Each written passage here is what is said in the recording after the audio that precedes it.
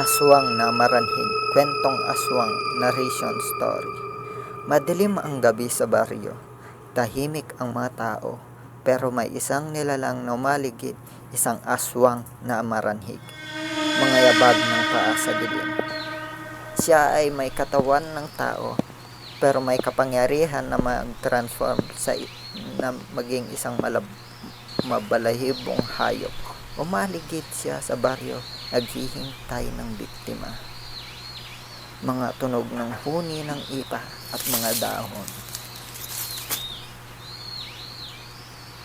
Isang gabi, nakita niya ang isang batang babae na naglalakad mag-isa.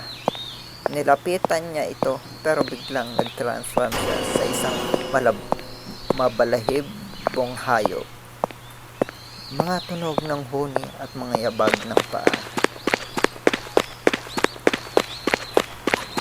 Sumigaw ang batang babae pero walang nakakarinig.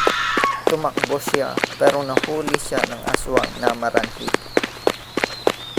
Mga tunog ng huni at mga sigaw.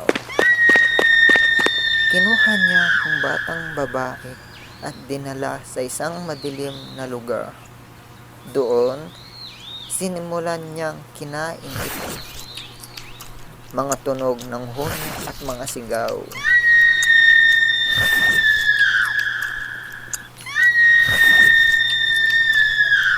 Pero biglang may tumawag sa kanya. Aswang, tigilan mo yan. Mga tunog ng huni at mga yabag ng paa. Nakita ng aswang na maranhig ang isang matandang babae na may hawak na asin. Binuhos niya ang asin sa aswang at nagsigaw ito sa sakit. Mga tunog ng huni at mga sigaw.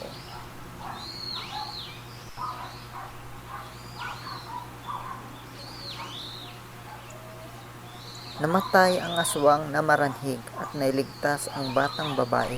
Mula noon, tahimik na ang baryo at walang nag-aaligid na aswang na maranhig.